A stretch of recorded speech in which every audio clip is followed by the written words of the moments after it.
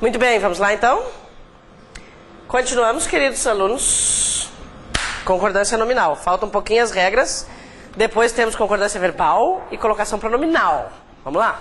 Muita coisa com al. Ai, ai. Então tá, né? Gente, olha só.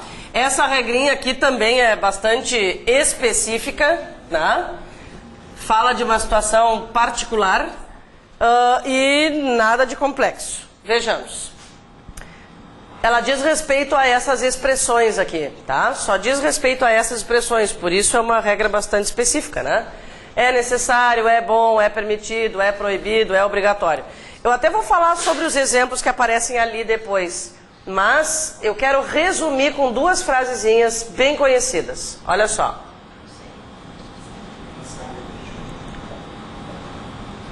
Gente, essa frase aqui comparada a essa outra. Depois a gente fala sobre os exemplos que aparecem ali, tá? Muito bem. As duas formas são corretas. Quando eu for usar essas expressões, é proibido, é necessário, é bom, é permitido, eu devo observar o seguinte: se o substantivo a quem elas se referem, né? Porque, gente, proibido, necessário, permitido, obrigatório, são todas essas palavras são adjetivos, né? Então, teoricamente, concordariam com o substantivo. Atenção, atenção, olha só. Como elas são adjetivos, o padrão seria concordar com o substantivo. Acontece que nós estamos falando de uma regra especial, então não vale querer usar a regra geral. Existe uma situação particular para, né, as frases em que essas construções aparecem. Então o negócio é o seguinte: vou procurar o substantivo a quem elas se referem. Se o substantivo não estiver determinado, o que é determinar um substantivo? É usar alguma palavra que determine o seu gênero, né? Não existe um artigo, não existe um pronome, aquelas 4 palavrinhas que concordam com o substantivo. Não existe artigo, pronome, numeral ou adjetivo avisando que a palavra entrada é feminina. Então, as expressões é proibido, é necessário, é bom, é permitido, ficam invariáveis. É proibido entrada. Agora, comparando com a próxima frase. Eu tenho a palavra entrada antecedida de um determinante. Este determinante avisa que ela é feminina e o adjetivo concorda com esta palavra feminina. Então, resumindo, ou eu vou usar, né, o determinante e flexionar o adjetivo, ou nenhuma das duas coisas acontece. Fala, Anjo. No primeiro exemplo, se colocarmos entrada na frente de é proibido, a frase estará correta? Sim, não importa a ordem, né? Se eu inverter a ordem, mantenho o mesmo padrão. Entrada é proibido, porque na verdade entrada é o sujeito e é proibido é o predicado, né? Ou a entrada é proibida, mesmo que inverta a ordem, as regras se mantêm. Acho que essas duas aqui demonstram, né, bem claramente o que acontece. O que não pode fazer é misturar, entende? Então, por exemplo, dizer é proibida entrada, simplesmente. Ou é proibido a entrada, também não. São sutilezas, né, gente? É aquilo que nós sempre temos comentado. Para se dar bem na prova, a gente tem que analisar detalhes. Se eu não estudar, talvez eu ache que é proibida a entrada, é uma frase que está perfeita. Mas existem, né, detalhezinhos, para isso que a gente estuda português, né? Vamos confirmar com aqueles exemplos ali, ó. Não é permitido entrada de animais, por quê? Porque a palavra entrada não está, né, determinada. Não é permitida a entrada de animais, porque a palavra está determinada. Funciona para todas aquelas lá. Ok? Pode passar adiante? Vamos? Gente, última regrinha da concordância nominal. Olha só, o que é que temos aqui? Algo bem importante, bem significativo. Atenção especial. Por quê? Porque é um detalhe ainda mais imperceptível do que esse aqui. Tá? O pronome todo, com artigo ou sem artigo, significa coisas diferentes.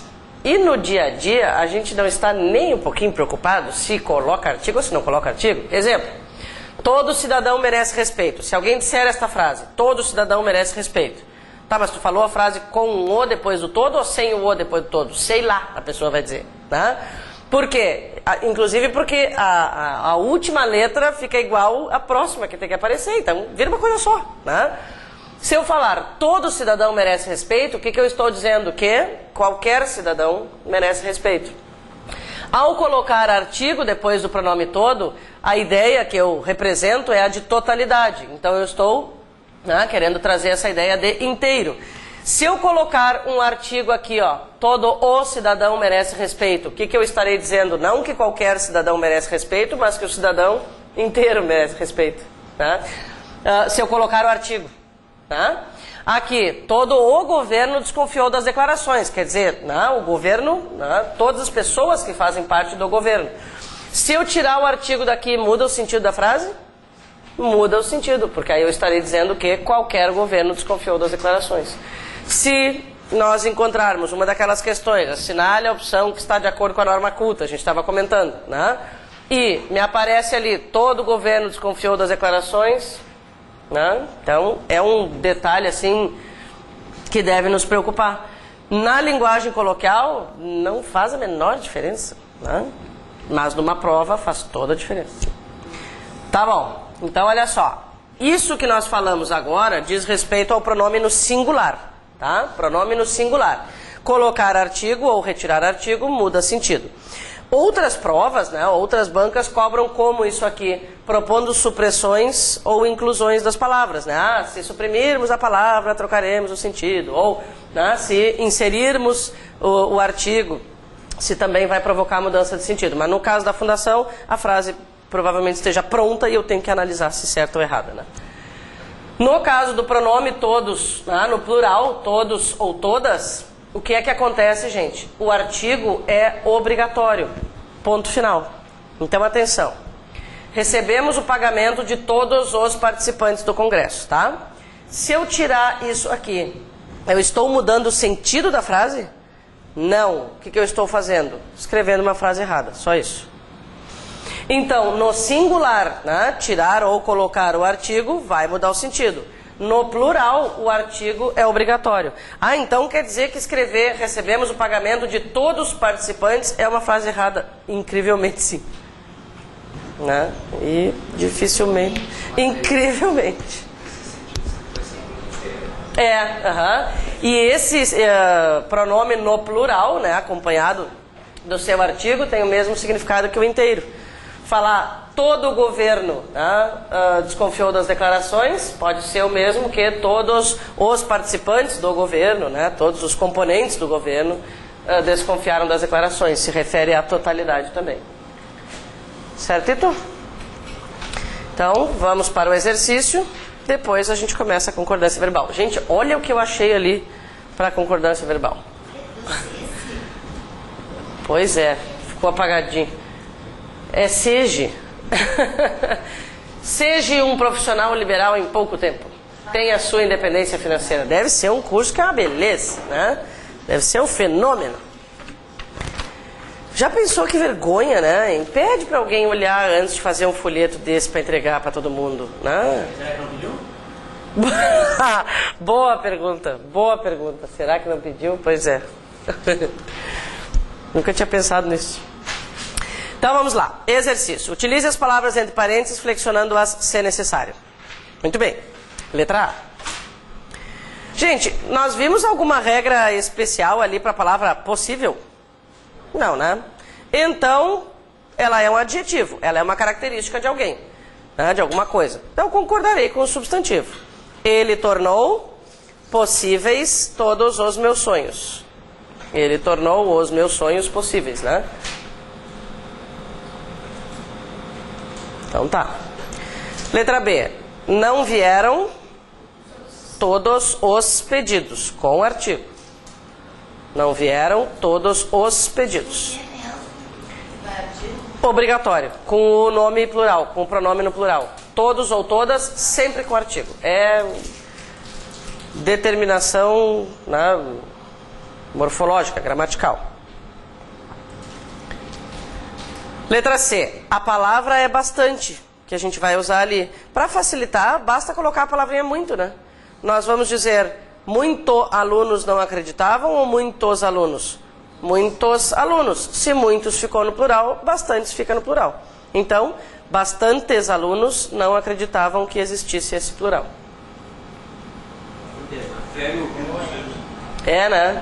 Fala, amor. Tudo certo? Bastantes alunos. Experimenta falar isso para alguém. Experimenta dizer hoje, assim, quando chegar em casa, assim, ai, hoje eu aprendi bastantes coisas na aula. Vão te olhar e vão dizer, bah, tô vendo. Vai lá e cancela agora esse curso. Eu me incomodei feio uma vez com essa palavra aqui. Um pai de um aluno, há muitos, muitos anos, né, que era jornalista, resolveu que essa palavra não existia e foi ao colégio brigar comigo lá. A palavra bastantes no plural, né? Que o aluno, eu dei esse exemplo, assim, de chega em casa e diz isso, e o guri falou. E daí o pai se revoltou, que bastantes não existia, que não sei o quê, foi ao colégio, aí a gente sentou na biblioteca, a gente sentou lá, né? Eu disse, olha senhor, o senhor tem que dar uma revisada na gramática. Pois é, mas, enfim, mas deu tudo certo. Tá bom, letra D. Faz 2h30. Faz 2h30 que ela chegou. Por que 2h30? 2 horas mais metade da próxima hora, né? Letra E, considerei algumas observações meio maldosas. Um pouco maldosas. Letra F, é necessário muita paciência ou é necessária muita paciência? Necessária muita paciência, porque, gente, neste caso o determinante é a palavra muita, que está funcionando como adjetivo. Qualquer palavrinha que indicar o gênero da próxima está valendo, né? É necessária muita paciência. Letra G, são cada vez menos os políticos confiáveis. Decidiu-se que ficaria assegurada a herdeira a posse dos bens. Que é que vai ficar assegurada? A posse. A posse dos bens, né, fica assegurada à herdeira. Letra I. Tiveram paciência e coragem extraordinária ou extraordinárias. As duas são femininas nesse caso, né? Se eu quiser que só a coragem seja extraordinária, deixo no singular. As duas extraordinárias. Letra J. Não me importo que ele faça quaisquer comentários.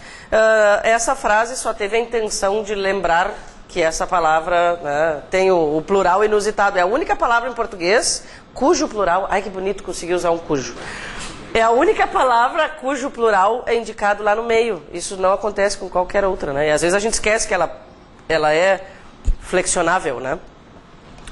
Tá bom, letra L. Senhor deputado, Vossa Excelência é muito estimado, que é o deputado. Ele é menino, né?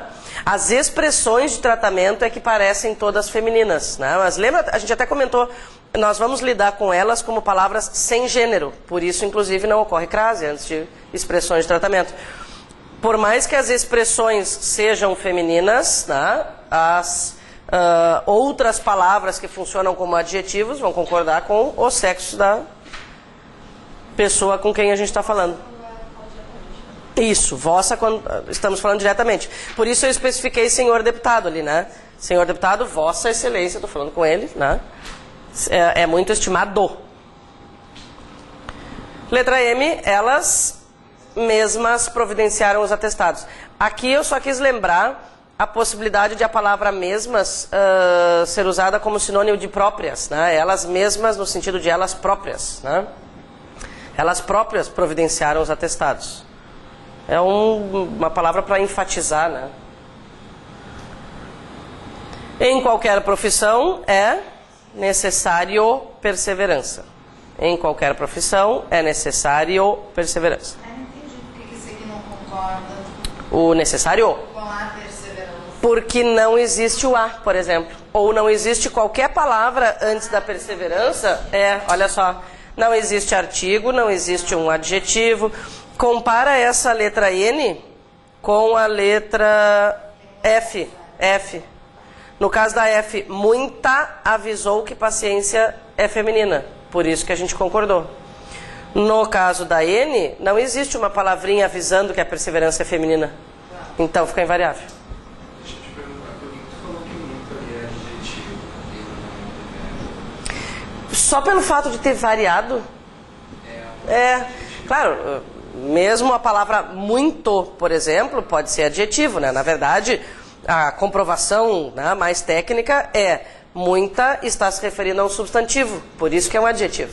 No fim das contas é isso, né? Se ela se referir a um verbo, a um adjetivo ou outro advérbio, daí vai ser advérbio. Letra O. Ficamos quites com as mensalidades. E letra P. Anexas irão as primeiras conclusões. Ou em anexo, se alguém quiser usar também. Tá liberado. Só coloca uma virgulinha daí. Em anexo irão as primeiras conclusões. Então tá, vamos lá. Concordância verbal. Só manter a sequência aí. Já olhamos bastante para aquele seja ali, né? Muito bem. Gente, também haverá uma questão de concordância verbal na prova. Haverá uma questão de concordância verbal na prova. Aí eu sugiro, gente, que vocês realmente exercitem com aquelas questões objetivas que estão ali no livro, tá? Porque o que é o habitual, né? O habitual é encontrarmos primeiro o substantivo e depois... Não, o substantivo que eu queria falar, perdão.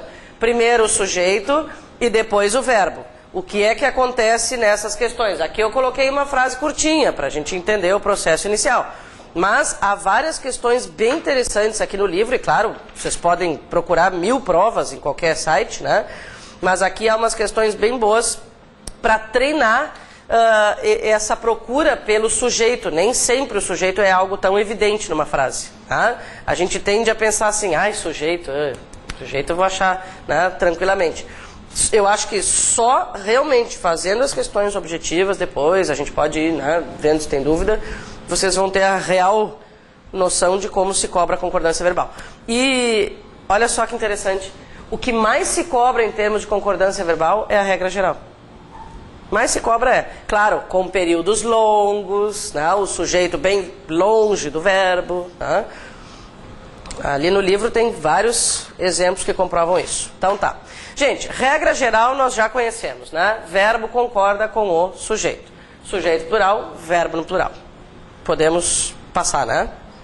Vamos às regras especiais. Bom, que outras regras são cobradíssimas? Eu coloquei por ordem de importância ali no livro, tá? Então, assim, ó, até o último C...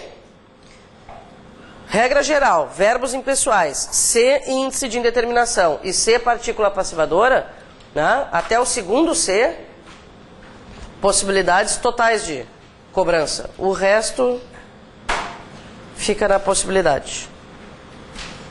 Fica na possibilidade remota, aliás, né? Tá? Até o segundo C.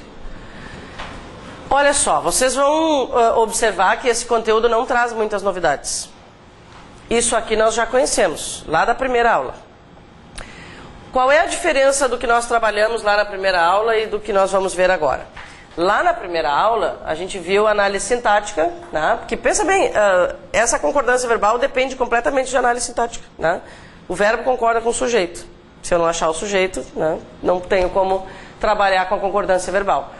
E lá na análise sintática, o nosso objetivo principal era achar o sujeito. Agora, o nosso objetivo principal é saber se o verbo fica no singular ou no plural. Só que para isso, a gente tem que achar o sujeito, né? Então tá. Verbo haver. Gente, pode marcar. Isso aqui é um pega-ratão óbvio, tá? É assim, toda pessoa que elabora uma prova de português e faz uma questão de concordância verbal vai tentar enganar os aluninhos, coitadinhos, com o verbo haver. Vai tentar. E um monte de gente vai cair. Menos vocês. Tá? Qual é a moral da história mesmo, né? Verbo haver com sentido de existir, ocorrer ou acontecer, sempre no singular. O que pode aparecer no nosso caso? Observe a frase em que há erro de concordância verbal. Vamos supor que eles avisem que a gente está procurando concordância verbal. Em muitos casos, né, eles avisam. Eles dizem que é regência, que é concordância. Né, existe uma ou às vezes duas questões que falam a respeito, né, da redação correta. Sim, mas não é a maioria, entende? Tem uma de concordância verbal, tem uma de regência, tem uma de acento com grafia eles cobram, né? E existe essa. Assinale a opção em que a redação é clara e coerente. A redação da frase é clara e coerente. Aí é aquilo. Aí vai procurar tudo, tá? Mas se for concordância verbal, ou uma dessas, inclusive, tá? Naquela época houveram vários casos de epidemia. Gente, uma coisa é o fato de nós falarmos sobre a regra. Outra coisa é ler uma frase com o verbo no plural e se ligar que aquilo ali é problemático, né? Então, atenção com o verbo haver. Quando ele aparece, é sempre um momento importante, tá? Bom, por que o verbo fica no singular? Isso faz sentido, faz sentido. Qual é o sujeito dessa frase?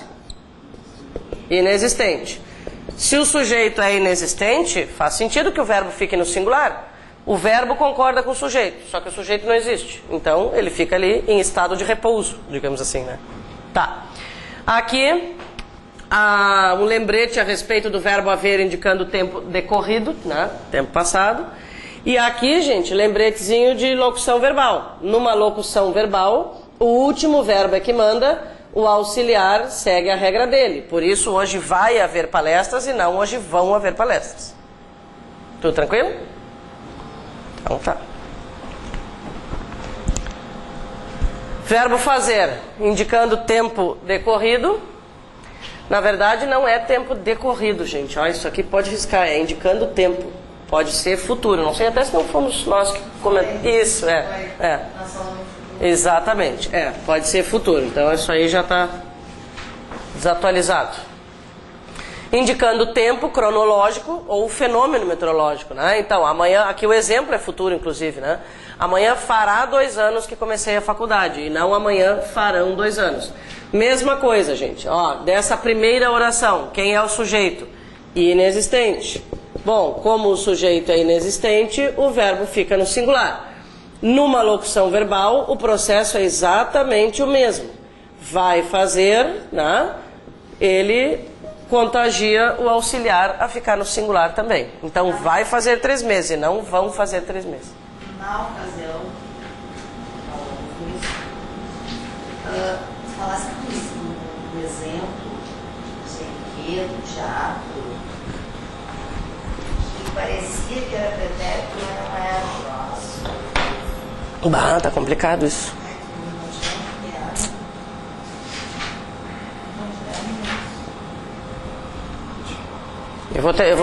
Eu vou me esforçar. Uma questão de algum lugar que caiu e que não era. Pois é, eu lembro que a gente comentou sobre ser tempo passado ou não. Bom, de qualquer forma, de repente depois a gente lembra. Agora estamos desesperados. Vamos lá.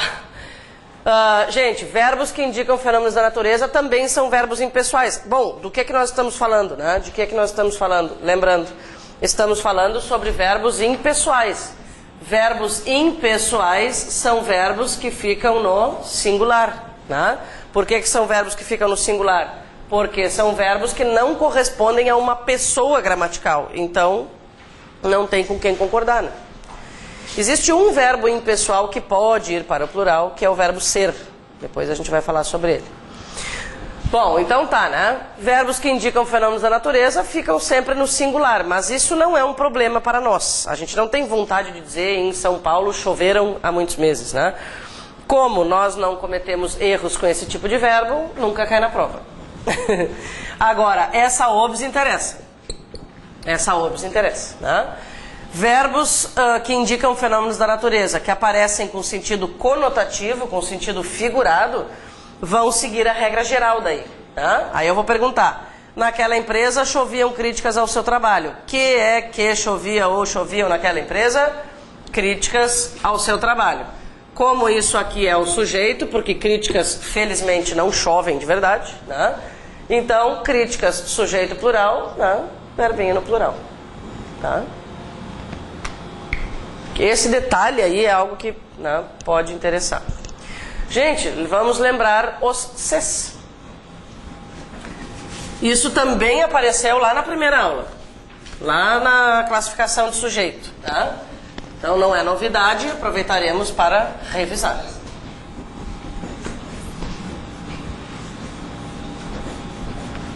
Então tá bom. Nós tínhamos feito até um resuminho assim, ó. Lembram? Índice de indeterminação do sujeito, partícula passivadora. A gente fez esse esquema para facilitar a vidinha. A mesma coisa que está escrita ali, só que sistematizado. Vai funcionar como índice de indeterminação do sujeito se os verbos forem transitivos e indiretos, intransitivos ou de ligação. Partícula passivadora se o verbo for transitivo direto ou transitivo direto e indireto. Agora a gente vai aproveitar para confirmar isso nos exemplos. Então, olha só. Desconfiava-se daqueles resultados. Para eu saber se aquele C é uma partícula, né, ou um índice, o que eu vou buscar? Eu vou buscar a transitividade do verbo. Neste primeiro caso aqui, temos um exemplo de verbo transitivo e indireto. Quem desconfia, desconfia de alguma coisa. Gente, o que se faz muito na prova é assim, ó, algo assim, ó.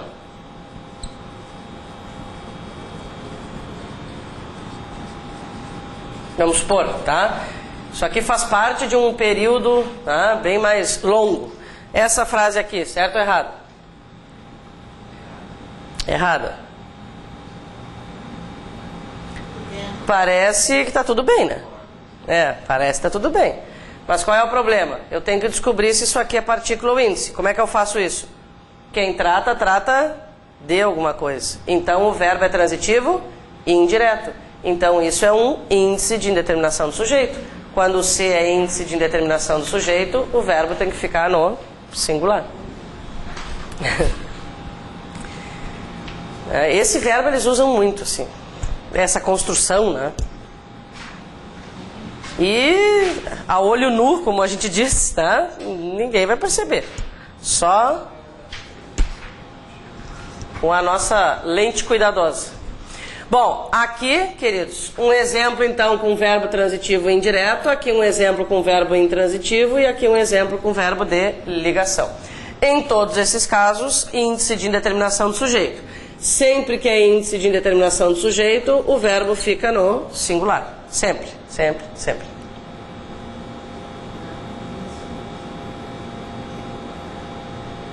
E se fosse aqui, precisa-se de ajudantes? Ficaria do mesmo jeito a frase? O verbo? Por quê? Porque o sujeito é indeterminado, né? Quem é que desconfiava daqueles resultados? Sei lá, alguém, qualquer, né? O sujeito não apareceu. Pode passar? Por essas aqui eu estou, né, passando um pouco mais rapidamente, porque não são novidades assim, né? Ó, tá aí, partícula passivadora de novo, né? O que nos interessa agora, né? Agora não nos interessa tanto o sujeito, assim, como foco principal, digamos, né? Não tanto o sujeito e não tanto o C. Mas, o que nos interessa? Se o verbo fica no singular ou no plural. Mas para decidir se ele fica no singular ou no plural, o que eu tenho que achar? O sujeito, né? Então, está tudo interligado. Aceitam-se todos os cartões de crédito, todos os cartões de crédito são aceitos. Como é que eu vou fazer para eliminar a possibilidade de ser índice de indeterminação? O verbo aceitar, quem aceita, aceita alguma coisa. Então ele não é transitivo indireto, nem intransitivo, nem de ligação. E aí eu tento fazer a transformação. Gente, essa transformação que nós fazemos tem um nome. Agora nós podemos falar o nome. Isso aqui é uma frase na voz passiva sintética. Quando nós falamos todos os cartões de crédito são aceitos, o que é que a gente fez? Nós transformamos em passiva analítica, né? É isso que a gente fez desde a primeira aula. Se a sintética puder virar analítica, quer dizer que tem sujeito na frase e que o verbo deve concordar com esse sujeito. Certinho? Então tá, agora acho que aparecem algumas novidades. Ah não, nem isso aí é novidade. Esse é o único verbo impessoal que pode ir para o plural. Por quê? Porque ele apresenta uma regra especial de concordância verbal. Qual é a regra especial de concordância verbal? Olha só. Não existe sujeito, mas ele concorda com quem? Com a expressão numérica. Então, a gente já sabe disso, né? Já são 9 horas, né? É 1 hora, é 1h10, é 1h25, são 2, são 10, né? São 21h50. Tá, e gente, por favor, né? Para abreviar hora assim, né? Nada de S, H, R, S, não sei o que. E se forem 9 e 10? 9H, 10 min. Sem pontinho, sem nada. Sim. Tá? Daí você só nota Assim, se tu quiseres mesmo, né, ser fiel à regra, colocar com o min. Mas deixar só o 9 e 10 ainda é melhor do que aquela coisa bizarra assim, né? Síndrome de relógio digital daí, né? Peraí. Que vendo? Enfim. Hoje são 10 de abril. Hoje são 25, né? Hoje são 25. Estranho são, né? A gente tem vontade de falar hoje é 25. Cuidado. Ou hoje é dia 25, né? Aqui, distância, são concordando com o numeral também. Sem novidades. Agora aparecem novidades. Fala, querido. Esse tempo eu não faz escrito daqui lá e não daqui até lá. Tá certo essa frase? Daqui lá? Daqui lá são 5 quilômetros mais perto. Sem o até. Não, daqui até lá. Daqui ao local tal, por exemplo. No caso de lá, o A não serve, né? Mas daqui até lá. Num texto informal, tudo bem, né? Numa dissertação, não. Tu vais usar a preposição. De algum lugar, porque o que é o daqui? É o de mais aqui, né? De aqui até lá. De segunda a sexta ou de segunda até sexta. Muito bem, gente, ainda estamos falando sobre o verbo ser. Tá? Deixa eu resumir uma coisinha aqui, ó. O verbo ser apresenta 2 conjuntos de regras, né? O verbo ser como impessoal, nós já vimos. O que é o verbo ser impessoal? É aquele que indica a hora, data ou distância. Resolvido. Tá. O verbo ser pode também, né, aparecer como verbo pessoal. O que é um verbo pessoal? É um verbo que corresponde a uma pessoa gramatical, que corresponde a um sujeito, né? Nesse caso aqui, nós já estamos falando sobre o verbo pessoal. Bom, olha só. Expressões que indicam quantidade. Acho que nessa frase percebemos claramente como o verbo no plural ficaria esquisito, né? 2 semanas são pouco para ficarmos juntos. De que estamos falando? Agora estamos falando especificamente sobre expressões que indicam quantidade. Expressões formadas com o verbo ser que indicam quantidade. Apesar, olha só, apesar de o sujeito ser plural, o sujeito é plural. Então qual é a nossa tendência? Pensar que o verbo vai para o plural. Tá? Por que ele não vai para o plural? Porque ele é seguido de uma palavra que indica quantidade. Então não 2 semanas são pouco, mas 2 semanas é pouco. Tá? 2 horas é suficiente para fazer uma redação. Tá?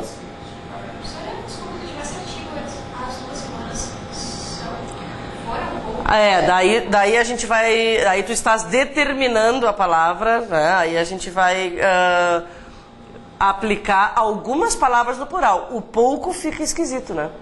As 2 semanas são suficientes. Daí se tu tiveres o artigo, as 2 semanas são poucas, não ficou bom. As 2 semanas são suficientes, né? Seria considerado inadequado, né? Suficientes pode, mas são poucas, não. Fica um sentido ambíguo, inclusive.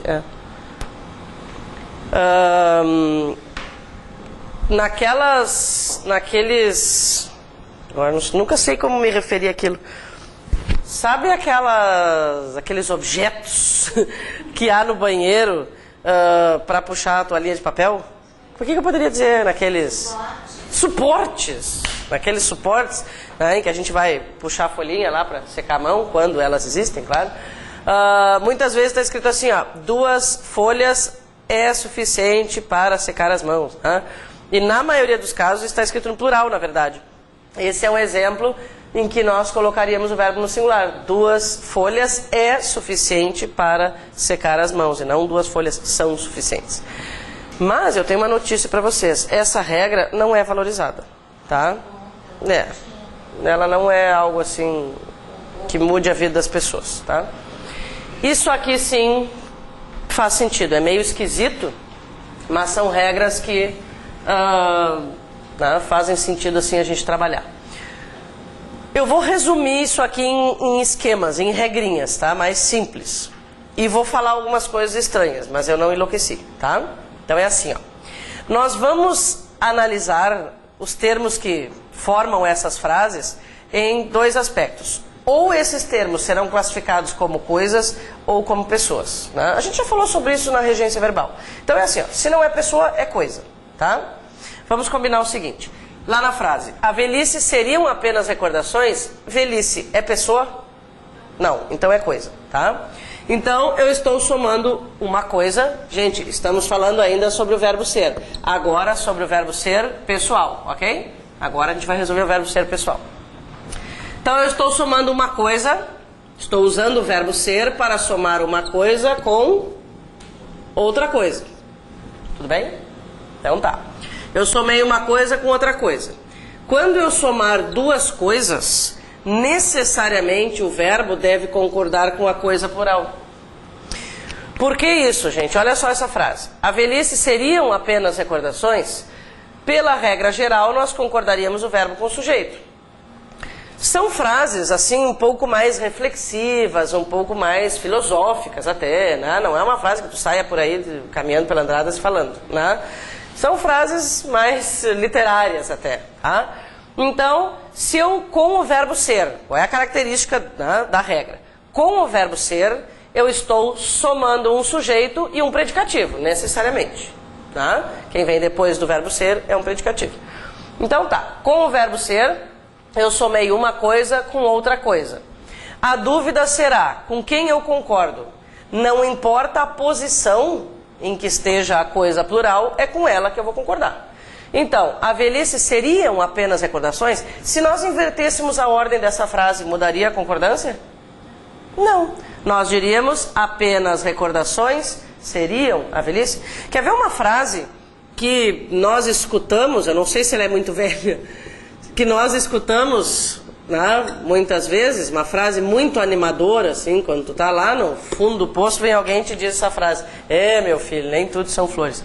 Ela é muito antiga ou vocês conhecem? Conhece? Tá.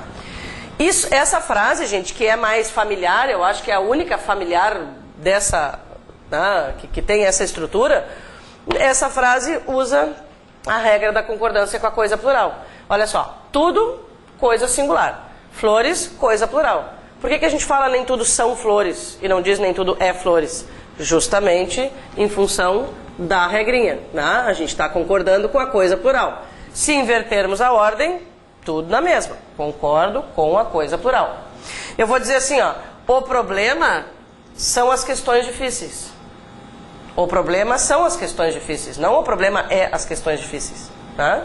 As questões difíceis são o problema.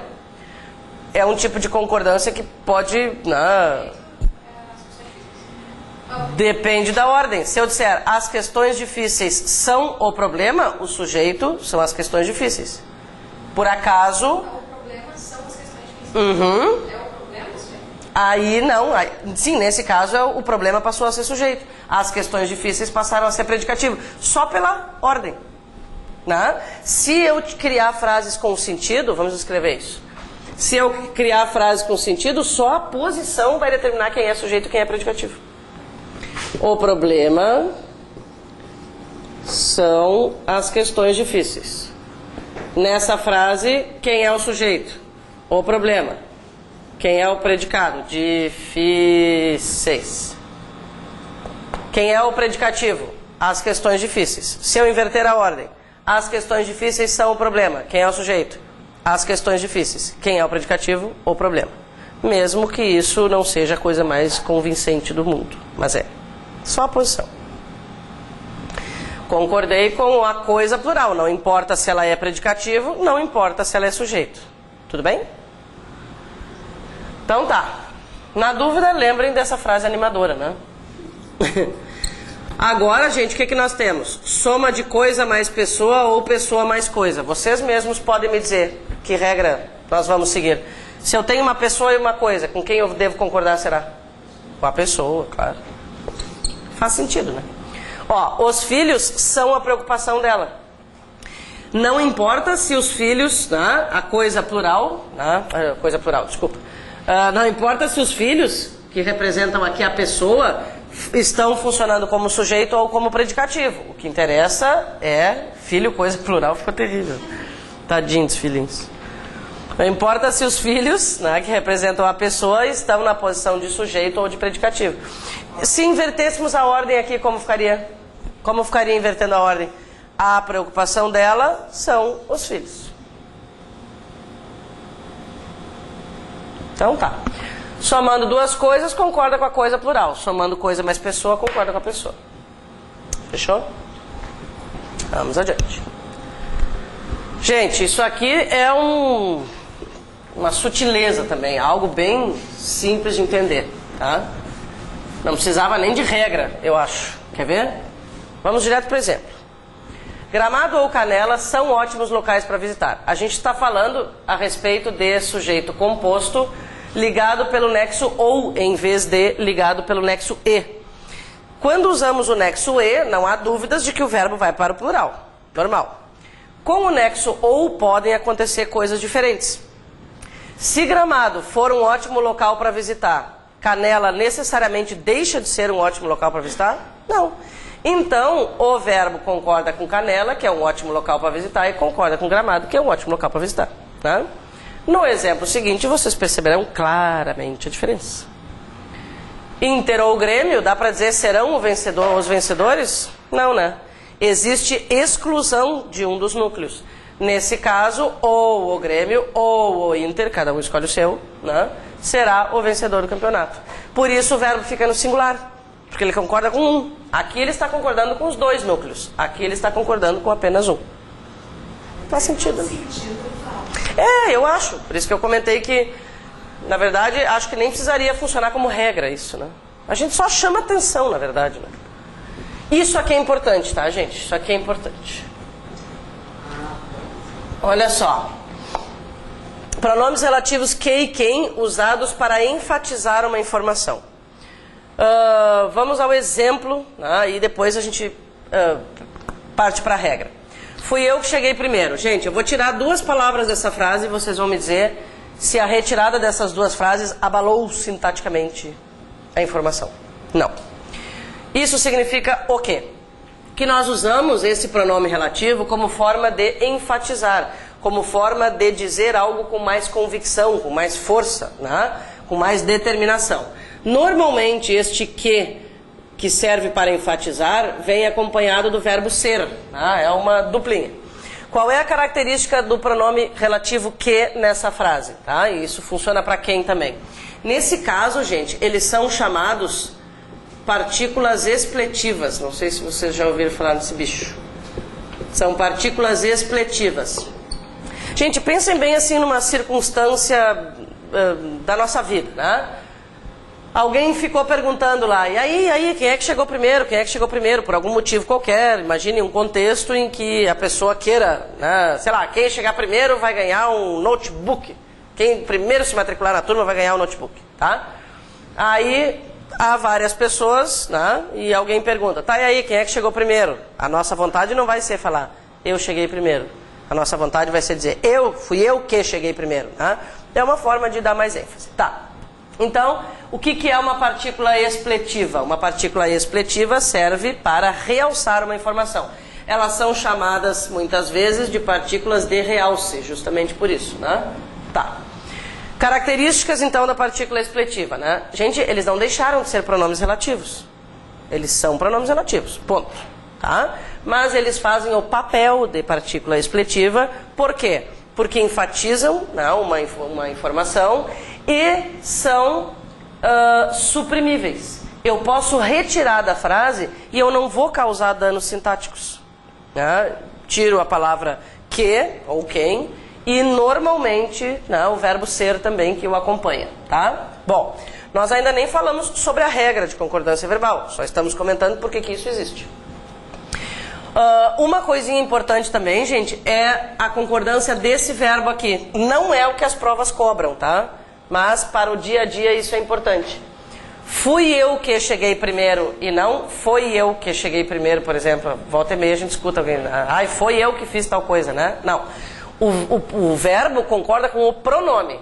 Então, fui eu, foste tu, foi ele, fomos nós, né? Mas nada disso é o que as provas cobram. Agora vamos lá. O que interessa? É o verbo que vem depois do pronome, tá? Gente, se o pronome é que, não há algo diferente acontecendo. Não há algo diferente acontecendo. O verbo está concordando com o pronome eu e eu sou o sujeito. Então, isso aqui, na verdade, não é uma regra especial. Tá, mas por que essa regra existe, afinal de contas, né? Ela existe porque, com o pronome quem, especificamente, são aceitas duas concordâncias. Eu posso concordar com o sujeito, que sou eu, e posso concordar com o pronome quem, levando o verbo para a terceira pessoa do singular. Então eu posso dizer, fui eu quem cheguei primeiro, ou fui eu quem chegou. Quando é que eu tenho duas possibilidades de concordância? Apenas quando o pronome, né, é o pronome quem. Com o pronome que, concordância normal. Daí assim, por exemplo, para completar. O que é mais certo ali, que ou quem? Aqui, tudo é certo. Tudo é certo. Eles não podem te pedir para escolher, né? Eles podem só exigir que tu percebas essa como certa, vamos supor, porque essa aqui é que é a concordância diferente. Na verdade, toda a regra existe só para avisar que isso também pode. Só pode ser quem? É, exatamente. Isso aí. Para concordar com o pronome, só o pronome quem. O mais importante é reconhecer isso aqui como certo também, além da concordância normal com o sujeito. Vamos lá. Falta pouco. De concordância verbal, claro. Sujeito formado por expressões partitivas. O que são expressões partitivas, né? São expressões que se referem a uma parte do todo. São algumas principais. A maioria de, grande parte de, a maior parte de. Eu já falei essa, né? A maioria de, grande parte de, a maior parte de. Tá? São as, né, expressões mais corriqueiras. Qual é a moral da história, resumindo? A moral da história, resumindo, é: quando no sujeito aparecerem essas expressões partitivas, né, essas expressões que se referem a uma parte do todo, a gente pode concordar com o núcleo, que é a palavra maioria. Como é que a gente sabe que o núcleo é a palavra maioria? Vou perguntar diferente. Como é que nós sabemos que alunos não podem funcionar como sujeito nessa frase? Porque estão antecedidos de preposição. Um núcleo do sujeito nunca pode estar antecedido de preposição. Tá, então o núcleo é maioria. Mas, gente, na verdade, né, assim, ó, quem é a informação mais importante da frase é maioria? Maioria de quê? Maioria das cadeiras, maioria das lâmpadas, né? Então, aceita-se a concordância com esta palavra que acompanha a expressão justamente porque ela é o que mais interessa. Então, isso aqui tem um nome, né? Concordância gramatical concorda com o núcleo do sujeito. Concordância semântica concorda com a palavra mais significativa, né, dentro do sujeito. Então as duas estão absolutamente certas. A maioria das pessoas, né, aceitou a modificação do horário, a maioria das pessoas aceitaram a modificação do horário. Tanto faz. Isso aqui é interessante para a redação, é uma expressão que a gente usa bastante, né, nas redações. Tá bom. Uma regrinha para a expressão mais de um. Gente, o que é que acontece? A pessoa fica assim meio doida, né? Porque ela analisa o seguinte: tá, eu tenho o numeral 1 na frase, mas eu estou falando sobre mais de um. O que eu faço? Né? Bom, existe uma solução. Eu vou concordar sempre com o numeral. Numeral. Então, mais de um candidato sentiu-se prejudicado, mesmo que eu esteja me referindo a mais de um, na verdade. Concorda com o numeral? Mais de um sentiu-se, mais de dois sentiram-se, mais de três sentiram-se, né? E aí vai. Daqueles que, assim, ele não é daqueles que fazem. Ah, tu dizes concordância com um substantivo que acompanha o pronome relativo. Por exemplo, a maioria dos alunos que... Porque aí acrescentando o que, a gente já está falando de período composto, né? Aí muda um pouquinho. Então, a maioria dos alunos que concordou com o novo horário, ou a maioria dos alunos que concordaram com o novo horário? É isso? Que concordaram são os alunos. Não tem expressão partitiva, não tem isso. Tá. Ele não é daqueles que fazem isso. É exatamente isso, que fazem. Era a mesma estrutura. Tu estás concordando com a última palavra que apareceu. Ele não é daqueles que fazem. Quem é que fazem? Aqueles. Concorda com a palavra que acompanhou o pronome relativo. Ele não é daqueles que fazem esse tipo de coisa, vamos supor. Gente, essa regrinha do mais de um tem uma OBS. E isso aqui eu já vi na prova da fundação.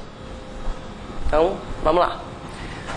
O que nós comentamos? A expressão mais de um leva o verbo para o singular, porque o verbo concorda com o numeral um. Acontece que, se eu tiver um verbo, tá? Se eu tiver um verbo que expressa ação recíproca, o que vai acabar acontecendo? Eu terei duas ações. Mais de um candidato, mas o numeral está aqui, né? Mais de um candidato cumprimentaram-se emocionadamente. O que aconteceu? O candidato A cumprimentou o candidato B. E B cumprimentou o A também. Então foram duas ações. Por isso, neste caso, apesar de a expressão ser mais de um, o verbo vai para o plural. Mais de um cumprimentaram-se, porque é ação recíproca. Ok? Acho que faltam só duas. Gente, essa regra do parecer mais infinitivo é revoltante, tá? Depois, ela não cai normalmente nas provas, né? Mas não é algo que vocês devem tentar usar em redações ou na vida, tá? Se vocês não quiserem apanhar. É uma coisa assim, tá? Se aparecer na prova eu sei resolver, né? Enfim. Olha só, quando nós usamos uma locução verbal, gente, nós sabemos isso, fazemos isso todos os dias, toda hora. Quem é que flexiona numa locução verbal? O verbo auxiliar. Nós precisamos conversar, precisamos flexionou. Eu estava conversando, estava que flexionou, tá? Isso é o que acontece com, né, as situações normais, tá? Acontece que, se eu unir numa locução verbal especificamente o verbo parecer como auxiliar, só vale para o parecer como auxiliar, mais um infinitivo qualquer, em vez de concordar o auxiliar com o sujeito, eu posso flexionar o infinitivo. Então, em vez de dizer, alguns alunos parecem estar, isso aqui é o habitual, né? Eu poderia dizer, alguns alunos parecem estarem desatentos. Coisas malucas, tá, gente? Nós poderíamos falar muito sobre isso, mas nem vale a pena. E também não temos tempo. Expressões de tratamento. Expressões de tratamento sempre levam o verbo para a terceira pessoa do singular. Se vocês quiserem deixar de lado qualquer dúvida, sugestão, troquem, não importa qual é a expressão de tratamento que vai aparecer, troquem qualquer expressão de tratamento por você. Porque o pronome você para nós é familiar, tá? Então nós diremos você estará presente. Mas muitas pessoas se confundem e colocam o verbo lá na segunda do plural. Acho que por causa do pronome vossa, né? Então, vossa senhoria estareis presente, aí saem coisas incríveis assim, né? Tá? Então, troca pelo você. Do jeitinho que ficar o verbo com o pronome você, fica o verbo para qualquer expressão de tratamento. Exercício, vamos lá. Muito bem. Complete os espaços com uma das opções entre parênteses. Letra A. Sabes quantos meses faz ou fazem que não vou ao cinema? Faz. Sabes quantos meses faz que não vou ao cinema? Pois hoje está fazendo ou estão fazendo 2 meses e meio? Está fazendo. Locução verbal. Está fazendo. O verbo fazer indica tempo, o auxiliar segue a regra dele. Está fazendo 2 meses. Letra B. Mantém-se todas as proposições iniciais. Todas as proposições iniciais são mantidas. Portanto, acento agudo ou circunflexo? Circunflexo.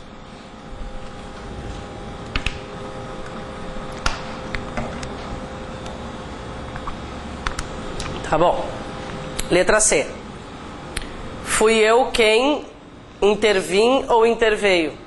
Como o pronome é quem... Gente, aqui eu já vou dando as respostas por motivos óbvios, né? Como o pronome é quem, nós podemos aplicar as duas formas. Se eu quiser concordar com o sujeito, né, intervim. Se eu quiser concordar com o pronome quem, interveio. As duas formas são corretas. Olha essa letra D. Embora se trate de pessoas honestas ou embora se tratem de pessoas honestas? Trate, singular. Por quê? Porque o verbo tratar, aquele exemplo que a gente viu antes, né? É transitivo e indireto, aquilo é partícula passiva... aquilo é índice de determinação do sujeito, verbo no singular. Letra E. Entre mim e vocês não existem desentendimentos ou não existem desentendimentos? Existem desentendimentos, o sujeito. Entre mim e vocês, né, gente? Não entre eu e vocês, né? Depois da preposição entre, sempre os oblíquos. Entre mim e ti não há segredos. Não entre eu e tu, né? Tá. Letra F. Tem-se obtido ótimos resultados. Ótimos resultados têm sido obtidos. Com acento ou sem? Com, porque os sujeitos são ótimos resultados. Voz passiva, partícula passivadora. Caso haja novidades ou hajam novidades? Haja, singular, verbo haver com sentido de existir. Caso ocorra novidades ou ocorram novidades? Ocorram, agora plural, e o sujeito é a palavra novidades. No caso da letra G não tem sujeito. No caso da letra H, o sujeito é a palavra novidades. 2 horas... aí não tem dúvida, até porque a palavra suficiente já está no singular ali, né? Não fui muito espertinho ali. 2 horas é suficiente. Eu tenho que bolar uma frase melhor. 2 horas é suficiente. Desculpa, qual é a regra disso? É aquela do verbo ser com a palavra que indica a quantidade. É suficiente, é pouco, é bastante.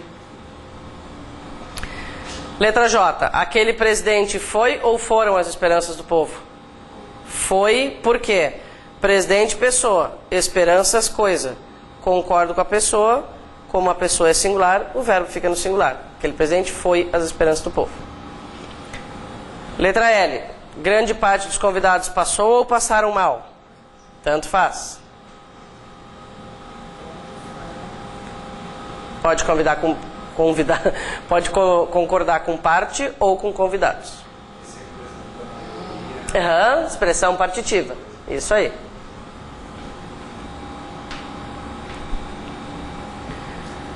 Letra M. Dirigimos-nos a Vossa Senhoria, blá blá blá. Gente, para não dar margem a dúvidas, vamos trocar pelo você.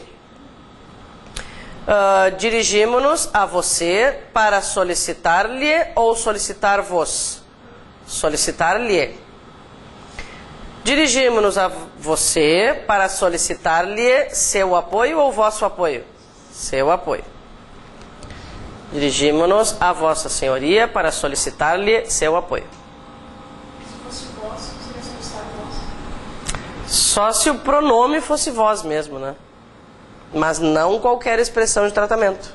Vou solicitar a você, não por isso que tem alguém. Qualquer você. Tá, mas tu me perguntaste sobre o vosso ou sobre... Vós. Dirigimos a vós. Ah, tá, para solicitar vos. Aí sim, porque aí o pronome é o vós, né? A vós. Para solicitar... Para mim, ele está puxando porque tem uma preposição, solicitar a... sim, tu terias a preposição. Vós também serve para Dirigimos-nos a vós para... Claro, aí fica esquisito, né? Mas enfim, as pessoas presentes para solicitar... tu dirias para solicitar vos. O pronome oblíquo. O pronome oblíquo. É o mesmo caso de ser, do ter. eles podem funcionar como objeto direto ou como objeto indireto. O meu, o teu, o seu, nos ou vos. Lembra? As forças são dirigimos a ti Para solicitar. Aham. Não gostou? Pede preposição, pergunta pede preposição, pensei. Mas não, calma. Olha só. Lhe é objeto indireto, tá? Ponto. O a, os as, objeto direto, tá? Lembra do mete-se nos vos? Aquela turminha desagradável? O meu, o teu, o seu, o nos e o vos, eles podem ser diretos ou indiretos. Então ele é indireto, só que a preposição está escondida. Porque esses pronomes, o meu, o teu, o seu, o nos e o vos, podem ser diretos ou indiretos. A gente vai perceber fazendo análise sintática só. Né? Se eu digo assim, ó, entregaram-me o documento, esse me é um objeto indireto, só que a preposição não aparece. Então tá. Aos dias de amargura, haveria ou haveriam de suceder momentos de intensa felicidade? Singular ou plural? Pois é, gente, isso aqui é bem do tipinho, como a gente diz. É bem do tipinho de frase de concurso, tá? Aos dias de amargura, haveria ou haveriam. A gente percebe o verbo haver e já pensa, deve ser singular. Também não caiam nessa. Calma, olha só. Haveria de suceder vai ser uma locução verbal. Haveria ou haveriam, até então a gente não sabe, tá? De suceder, locução verbal. Vamos descobrir quem é quem nessa frase, tá? Aos dias de amargura, haveria ou haveriam de suceder momentos de intensa felicidade. Que é que haveria ou haveriam de suceder aos dias de amargura? Momentos de intensa felicidade. Então o sujeito é plural. Consequentemente, esse verbo vai ficar no plural. Gente, haveria nesse caso tem sentido de existir? Ele é um verbo auxiliar qualquer. Quem é o verbo dessa frase? Suceder. Na ordem direta, o que é que nós teríamos? Momentos de intensa felicidade haveriam de suceder aos dias de amargura.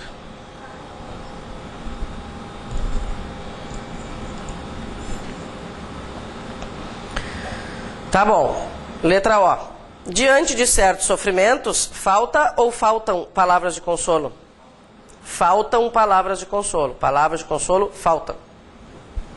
Plural. Cada vez mais me causa pânico ou me causam pânico essas concentrações de massa? Causam, plural. Essas concentrações de massa causam pânico cada vez mais. Ó, aquele me ali é um objeto indireto. Essas concentrações causam o quê? Pânico a quem? A mim. É isso. Então tá, gente, vamos aproveitar os minutinhos que temos para ver as regrinhas mais importantes de colocação pronominal. Vamos lá? E, sinceramente, assim, ó, claro que se nós tivéssemos... Eu acho que fica depois dos verbos ali. Depois das vozes, inclusive. Se tivéssemos bem mais tempo, seria maravilhoso. Mas eu quero dizer o seguinte. As regras mais importantes dizem respeito à próclise. Então, pelo menos isso a gente vai garantir. Vamos lá. Tudo bem? Coitadinhos. Estou tonteando os aluninhos hoje. Enfim, vamos lá. Gente, colocação pronominal. Existem algumas palavras que atraem os oblíquos e a gente pode resumir assim. Claro, nós vamos falar sobre todas elas, mas podemos resumir em 3 classes gramaticais. Tá? Próclise, pronome oblíquo antes do verbo, né? Mesóclise no meio do verbo, ênclise depois. Muito bem. Quem são as palavras que atraem pronomes oblíquos? Gente, se vocês pensarem nisso aqui, já estão acertando 90%. São conjunções, pronomes e advérbios. Claro, agora a gente vai especificar, né? Mas, em princípio, é bom pensar assim. Então, vejamos, olha só. Conjunções subordinativas. Outra coisa, gente. Nós vamos trabalhar com esse conteúdo por eliminação. A maior probabilidade é que nós usemos a próclise. Ela é muito mais produtiva do que a mesóclise ou a ênclise, né? Inclusive, coloquialmente, nós usamos próclise, né? E isso ainda não é aceito na norma culta. Por exemplo, a gente fala, me alcança o livro. Esse ainda é considerado um erro gravíssimo, né? De acordo com a norma culta. Me alcança o livro. Não, começar uma frase com pronome oblíquo é pecado, né? Alcança-me. Então, coloquialmente, tudo bem, né, gente? Ninguém vai falar alcança-me, entrega-me, né?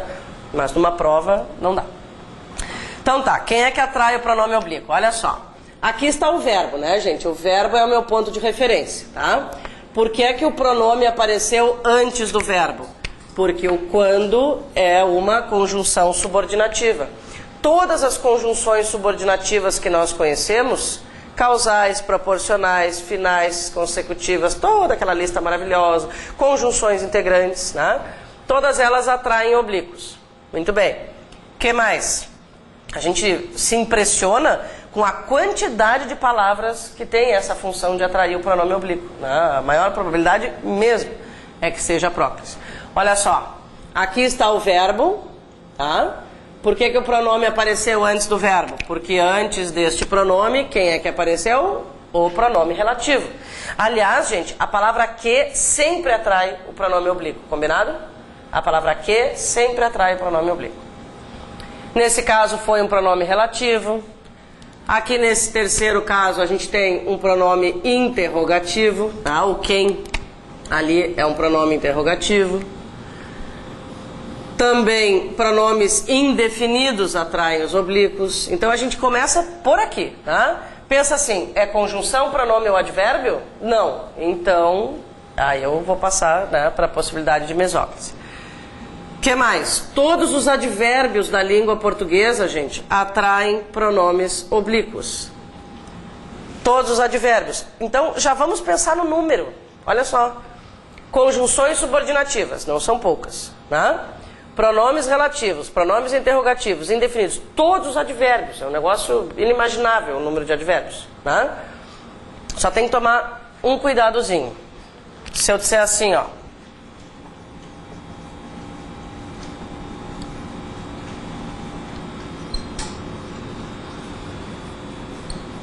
Bom, eu vou colocar uma vírgula, porque ontem à tarde, afinal de contas, é o adjunto adverbial deslocado, tá? Isso aqui tá certo? Não. Depois de uma vírgula, eu também nunca posso usar um pronome oblíquo como se fosse início de uma oração. Então, vem pra cá. Tá? Vírgula também não permite, né, que a gente use. A próclise. O que mais? Pronomes pessoais, formas de tratamento, não, você, vossa senhoria, enfim, toda aquela turma. E palavrinhas pequenininhas. Gente, até aqui, ó, vem as regras importantes, tá? Nesse caso, o que é que nós temos? Um pronome pessoal. Tá aqui o verbo, o pronome apareceu antes, por quê? Porque temos um pronome pessoal. O que vai ser uma palavra pequena? Vamos combinar ali até 3 sílabas.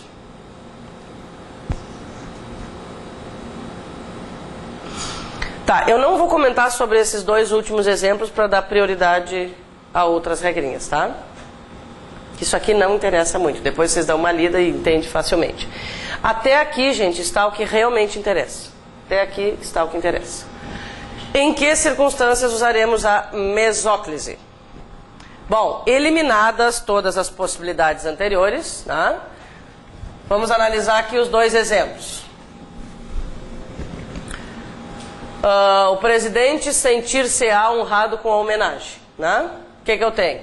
Palavra anterior não é uma conjunção, um pronome ou um advérbio e nem uma palavrinha pequena. Então, a próclise foi eliminada. Tenho um verbo no futuro do presente. Como é que se coloca o pronome? Olha só, né? O verbo original é sentirá. O que é que eu faço? Vou colocar o verbo no infinitivo, tá, gente? É sempre colocar o verbo no infinitivo. O verbo está no infinitivo. Acrescentei o pronome que eu queria e depois o restinho do verbo, né, que ficou para trás. Isso acontece quando? Quando o verbo está ou no futuro do presente ou no futuro do pretérito. Então eu vou eliminando, né? Vejo se tem alguma dessas palavras atrativas, né, como a gente chama. Se não tiver, futuro do presente ou futuro do pretérito, mesóclise. Fora isso, ênclise.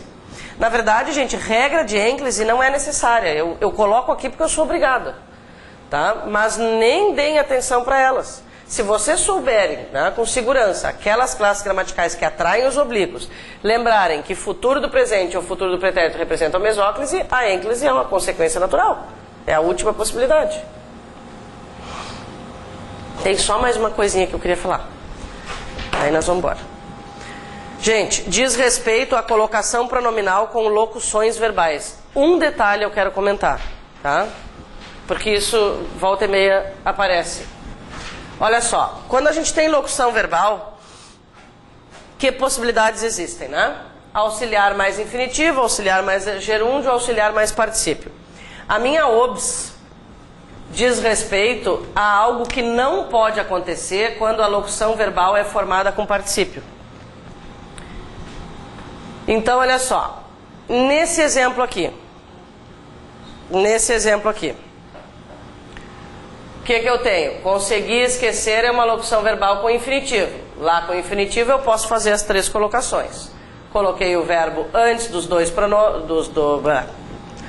o pronome antes dos dois verbos, o pronome antes dos dois verbos, o pronome entre os verbos e o pronome depois dos dois. Tudo certo.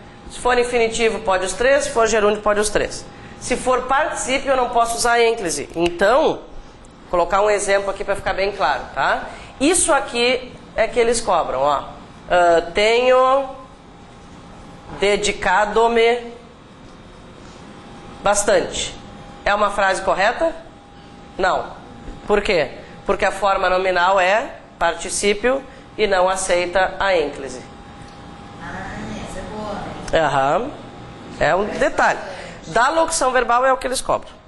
Então eu diria, tenho-me dedicado bastante. Tá? No mais, tudo vai ser considerado certo. Eu só não posso colocar o pronome depois dos dois verbos se for particípio. Vai ter que ter. Pois é. Como vocês vão receber, na verdade, as frases prontas, né? Provavelmente ela apareça com o hífen já, né? Isso aqui é norma culta, assim. Por exemplo, eu vou fazer uma dissertação e alguém vai avaliar. Eu vou colocar o hífen. Na vida real, ninguém usa.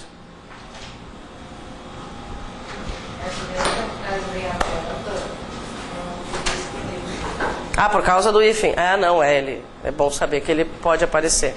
É. Meus queridos, perdão pela correria de hoje, mas enfim, né, conseguimos fazer mais ou menos uma limonada desse limão, né? E como vocês sabem, redações podem ser entregues enquanto tivermos possibilidade, né? A gente vai se comunicando. Qualquer coisa é só escrever, manda e-mail, né, se precisar de alguma coisa. E no mais, boas provas. E façam bonito lá, por favor, né?